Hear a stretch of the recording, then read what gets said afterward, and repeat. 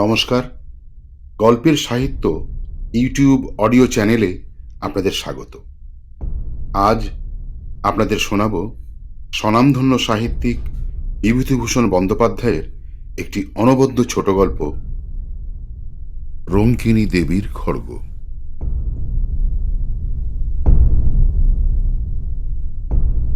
জীবনে অনেক জিনিস ঘটে, যাহার কোনো যুক্তিসঙ্গত কারণ খুঁজিয়া পাওয়া যায় না। তাহাকে আমরা অতি প্রাকৃত বলিয়াই অভিহিত করি।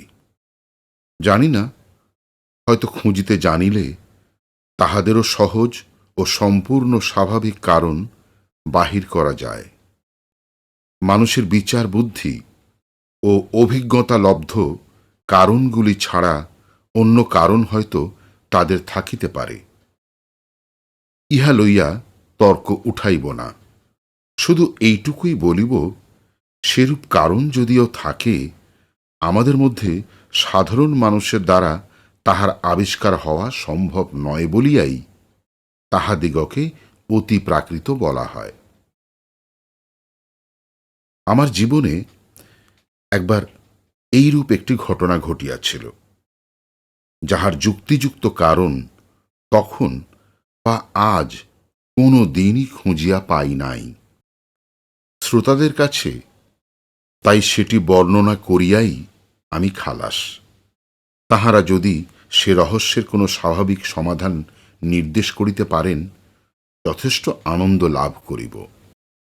ঘটনাটা এইবার বলি। কয়েক বছর আগের কথা। মানভূম জেলার চেরো নামক গ্রামের মাইনর স্কুলে তখন আমি মাস্টারি করি। প্রসঙ্গক্রমে বলিয়া রাখি, চেরো গ্রামের প্রাকৃতিক দৃশ্য এমনতর যে এখানে কিছুদিন বসবাস করিলে বাংলাদেশের একঘেয়ে সমতল ভূমির কোনো পল্লী আর চোখে ভালো লাগে না। একটি অনুচ্চ পাহাড়ের ঢালু সানুদেশে জুড়িয়া লম্বালম্বিভাবে সারা গ্রামের বাড়িগুলি অবস্থিত।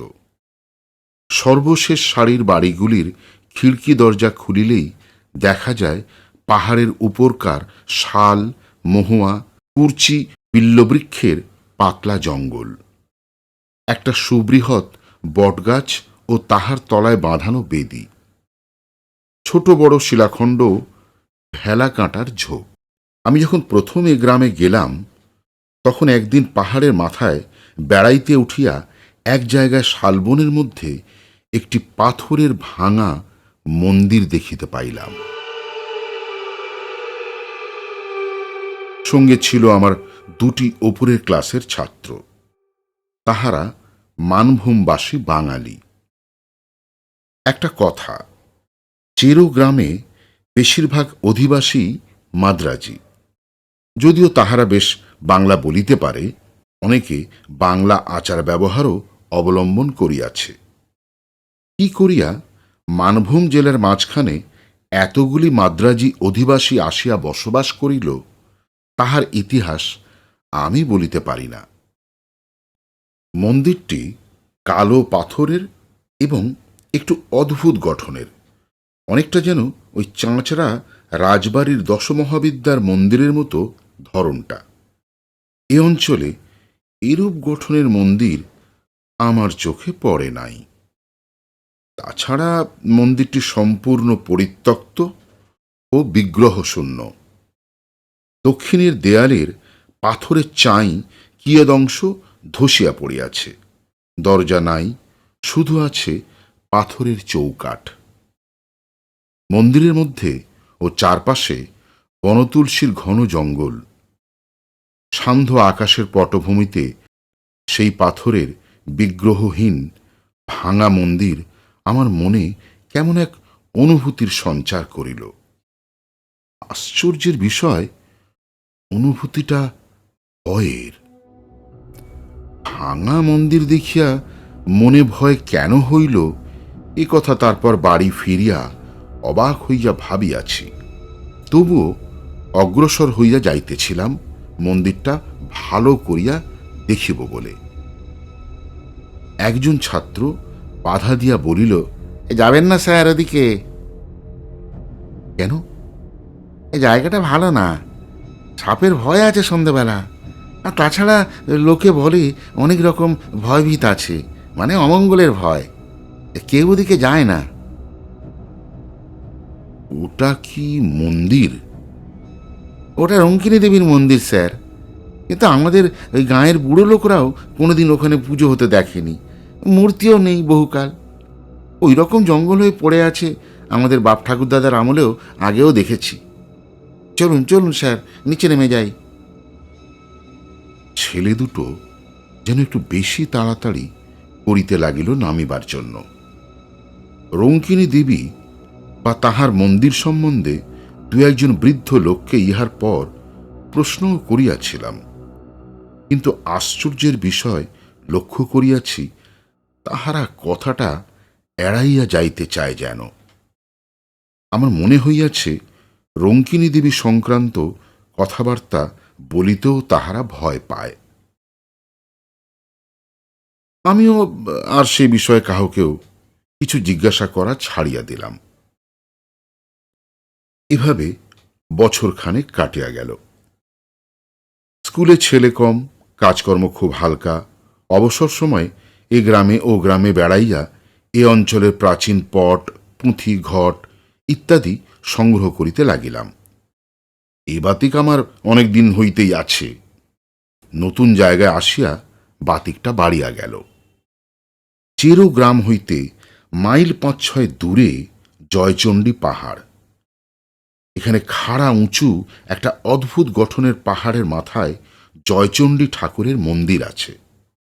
পৌষ মাসে বড় মেলা বসে। পিএনআর লাইনের একটা ছোট স্টেশনও আছে এখানে। এই পাহাড়ের কাছে একটি ক্ষুদ্র বস্তিতে কয়েক ঘর মানভূম প্রবাসী উড়িয়া ব্রাহ্মণের বাস। ইহাদের মধ্যে চন্দ্রমোহন পাণ্ডা নামে একজন বৃদ্ধ ব্রাহ্মণের সঙ্গে আমার খুব আলাপ হয়ে গেল। তিনি বাঁকা বাঁকা মানভূমের বাংলায় আমার সঙ্গে অনেক রকমের গল্প করিতেন।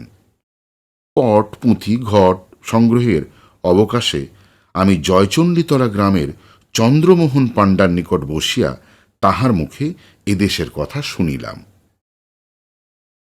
চন্দ্র পাণ্ডা আবার স্থানীয় ডাকঘরের পোস্টমাস্টারও বটে।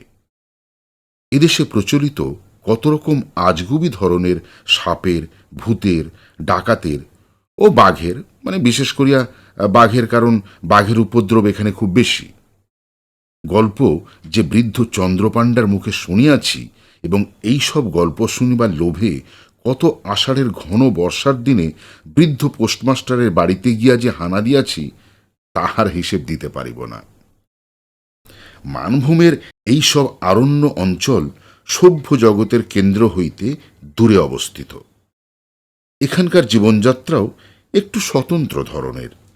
যতই অদ্ভুত ধরনের গল্প হইউক, জয়চণ্ডী পাহাড়ের ছায়ায় শালবন বেষ্টিত ক্ষুদ্র গ্রামে বসিয়া বৃদ্ধ চন্দ্রপাণ্ডার বাঁকা বাঁকা মানভূমের বাংলায় সেগুলি শুনিবার সময় মনে হইত, এদেশে এরূপ ঘটিবে ইহার বিচিত্র কি? কলিকাতার বাড়িগঞ্জের কথা তো নয়। কথায় কথায় চন্দ্রপাণ্ডা একদিন বলিলেন, এই চেরো পাহাড়ে রঙ্কিনী দেবীর মন্দির দেখেছেন? আমি একটু আশ্চর্য হইয়া বৃদ্ধের মুখের দিকে চাহিলাম। রঙ্কিনী দেবী সম্বন্ধে এ পর্যন্ত আমি আর কোনো কথা কাহারও মুখে শুনি নাই। সেদিন সন্ধ্যায় আমার ছাত্রটির নিকট যাহা সামান্য কিছু শুনিয়াছিলাম তাহা ছাড়া। বলিলাম, হ্যাঁ, মন্দির দেখেছি, কিন্তু রঙ্কিনী দেবীর কথা জানবার জন্য যাকেই জিজ্ঞাসা করেছি সেই চুপ করে গিয়েছে, কিংবা অন্য কথা পেড়েছে। এর কারণ কিছু বলবেন? চন্দ্রপাণ্ডা বলিলেন, রঙ্কিনী দেবীর নামে সবাই বড় ভয় পায়। কেন? কেন বলুন তো? এই মানভূম জেলায় আগেই অসভ্য বুনো জাত বাস করত, তাদের দেবতাও নেই। ইদানিং এই হিন্দুরা এসে যখন বাস করলো, উনি হিন্দুদেরও ঠাকুর হয়ে গেলেন। তখন তাদের মধ্যে কেউ মন্দির করে দিল। কিন্তু রঙ্কিনী দেবী হিন্দুদের দেবদেবীর মতো তো নয়, অসভ্য বন্য জাতির ঠাকুর। আগে ওই মন্দিরে নরবলিও হতো, বুঝলেন। 60 বছর আগেও রঙ্কিনীর মন্দিরে নরবলি হয়েছে। অনেকে বিশ্বাস করে যে রঙ্কিনী দেবী অসন্তুষ্ট হলে নাকি রক্ষে নেই, অপমৃত্যু আর অমঙ্গল আসবে। তাহলে এরকম অনেকবার হয়েছে নাকি। আর একটা প্রবাদও আছে অঞ্চলে, দেশে মড়ক হবার আগে এই রঙ্কিনী দেবীর হাতের খাড়া রক্তমাখা দেখা যেত। আমি যখন প্রথমে এদেশে আসি, সে আজ ধরুন 40 বছর আগের কথা, তখন প্রাচীন লোকেদের মুখে এ কথা আমি শুনেছিলাম। রঙ্কিনী দেবীর বিগ্রহ দেখেছিলেন মন্দিরে? না, আমি এসে পর্যন্ত ওই ভাঙা মন্দিরই দেখছি। এখান থেকে কারা বিগ্রহটি নিয়ে যায় অন্য কোনো দেশে হয়তো। রঙ্কিনী দেবীর এসব কথা আমি শুনতাম ওই মন্দিরের সেবায়িত বংশের এক বৃদ্ধের মুখে। আমার বাড়ি ছিল ওই চেরো গ্রামেই। আমি প্রথম যখন এদেশে আসি তখন তার বাড়ি অনেকবার গিয়েছি। দেবীর খাঁড়া রক্তমাখা হওয়ার কথাও তার মুখেই শুনি। এখন তাদের বংশে আর কেউ নেই। তারপর চেরো গ্রামেও আর বহুদিন যায়নি। বয়স হয়েছে, বড় বেশি কোথাও বেরোই নে। বিগ্রহের মূর্তি কি? শুনেছিলাম কালী মূর্তি। আগে নাকি হাতে একটা সত্যিকার নরমুণ্ড থাকতো অসভ্যদের আমলে। কত নরবলি হয়েছে তার লেখাজোখা নেই। এখনো মন্দিরের পেছনে ওই জঙ্গলের মধ্যে একটা ডিবি আছে, বুঝলেন। খুঁড়লে নাকি নরমুণ্ড পাওয়া যায়। সাধে এদেশের লোক ভয় পায় শুনিয়া সন্ধ্যার পরে জয়চণ্ডী তলা হইতে ফিরিবার পথে আমারই কেমন গা ছমছম করিতে লাগিল। আরো বছর 2 সুখে দুঃখে কাটিল।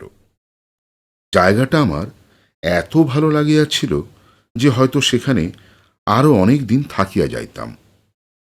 কিন্তু স্কুল লইয়াই বাঙালিদের সঙ্গে মাদ্রাজিদের একটা বিবাদ বাঁধিল। মাদ্রাজিরা স্কুলের জন্য বেশি টাকা করি দিত। তাহারা দাবি করিতে লাগিল কমিটিতে তাহাদের লোক বেশি থাকবে।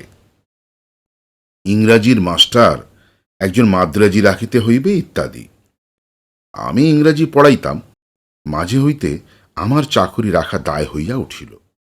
এই সময় আমাদের দেশে একটি হাই স্কুল হইয়াছিল।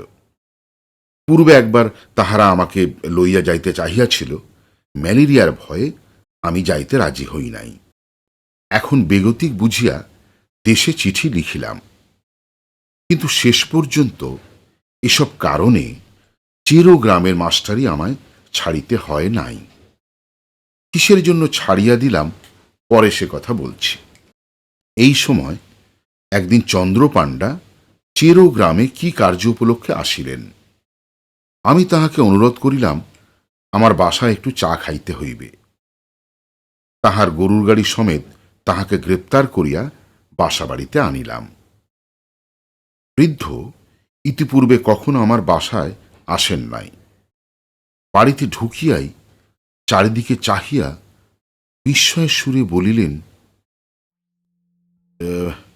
এই বাড়িতে আপনি থাকেন? বলিলাম, আগে হ্যাঁ, ছোট্ট গাঁ, বাড়ি তো পাওয়া যায় না। আগে স্কুলের একটা ঘরে থাকতাম। বছরখানেক হলো স্কুলের সেক্রেটারি রঘুনাথন এটা ঠিক করে দিয়েছেন। পুরনো আমলের পাথরের গাঁথনির বাড়ি, বেশ বড় বড় 3টে কামরা, একদিকে একটা সরু যাতায়াতের বারান্দা, জবরদস্ত গড়ন, যেন খিলজিদের আমলের দুর্গ কি জেলখানা। হাজার ভূমিকম্পেও এই বাড়ির একটু চুনবালিও খসাইতে পারিবে না। বৃদ্ধ বসিয়া আমার বাড়িটার চারিদিকে চাহিয়া দেখিতে লাগিলেন। ভাবিলাম বাড়িটার গড়ন তাহার ভালো লাগিয়াছে। বলিলাম, সেকালের গড়ন খুব টনক? আগাগোড়া পাথরের। চন্দ্রপাণ্ডা বলিলেন, আরে না না, সেই জন্য নয়। আমি এই বাড়িতে প্রায় 30 বছর আগে যথেষ্ট যাতায়াত করতাম। এই বাড়ি হলো রঙ্কিনী দেবীর সেবায়িত বংশের। ওদের বংশে এখন আর কেউ নেই। আপনি যে এ বাড়িতে আছেন তা তো জানতাম না। তা বেশ বেশ, অনেকদিন পরে বাড়িটাতে ঢুকলাম কিনা আমার একটু অদ্ভুত লাগছে। তখন বয়স ছিল 30, আর এই এখন হলো ধরুন প্রায় 60। তারপর অন্যান্য কথা আসিয়া পড়িল। চা পান করিয়া বৃদ্ধ গরুর গাড়িতে গিয়া উঠিলেন। আরো বছরখানে কাটিয়াছে। দেশের স্কুলে চাকরির আশ্বাস পাইলেও আমি এখনো যাই নাই, কারণ এখানকার বাঙালি মাদ্রাজি সমস্যা একরূপ মিটিয়া আসিয়াছে। আপাতত আমার চাকরিটা বজায় রহিল বলিয়াই তো মনে হয়। চৈত্র মাসের শেষ।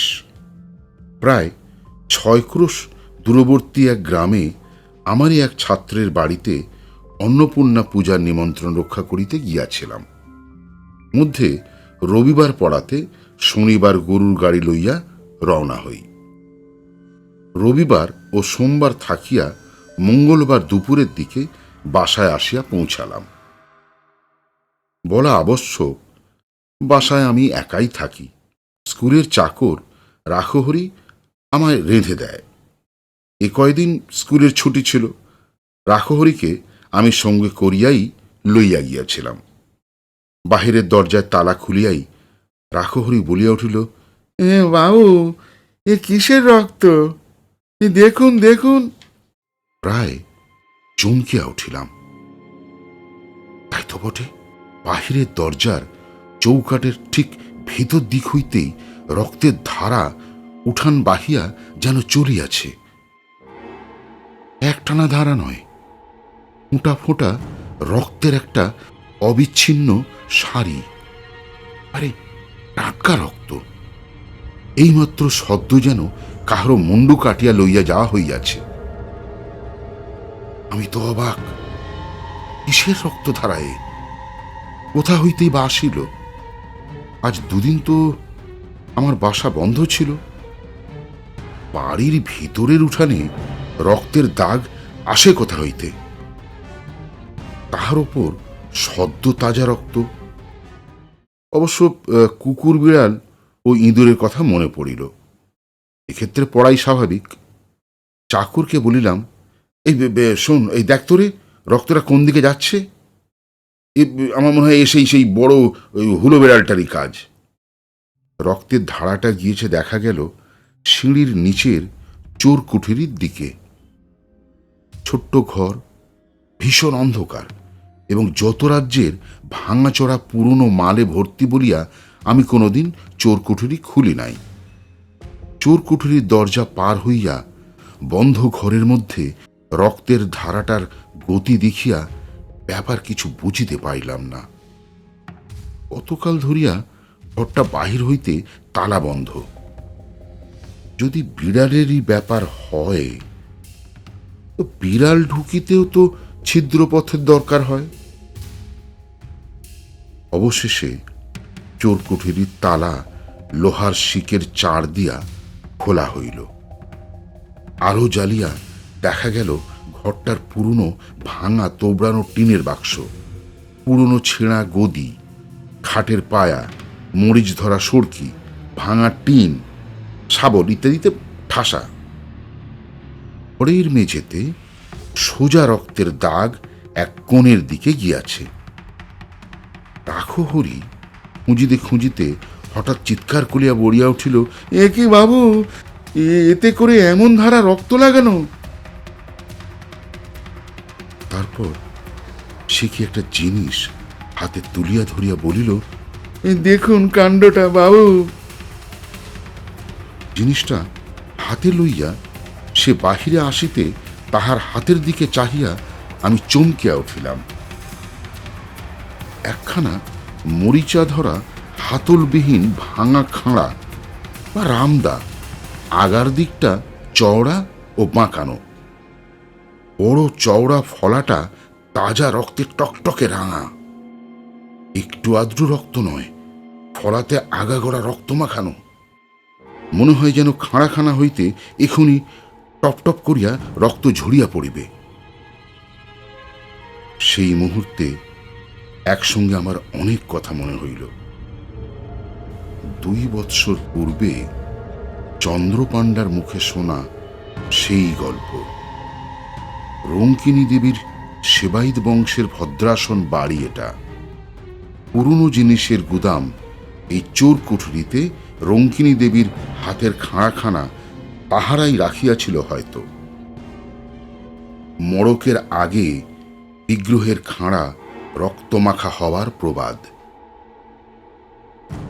আমার মাথা ঘুরিয়া গেল।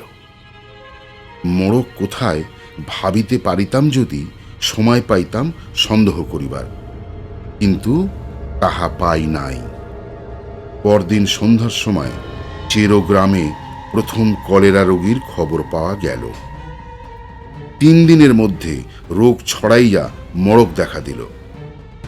প্রথমে চেরো, তারপর পাশের গ্রাম কাজরা, ক্রমে জয়চণ্ডীতলা পর্যন্ত মড়ক বিস্তৃত হইল।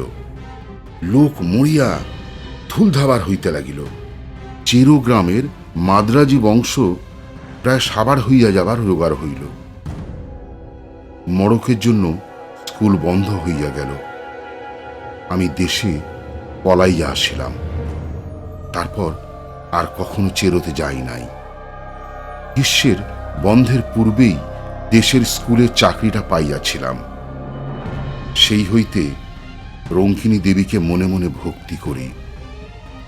তিনি অমঙ্গলের পূর্বাভাস দিয়া সকলকে সতর্ক করিয়া দেন মাত্র, কিন্তু মূর্খ জনসাধারণ তাহাকেই অমঙ্গলের কারণ ভাবিয়া ভুল বুঝিত।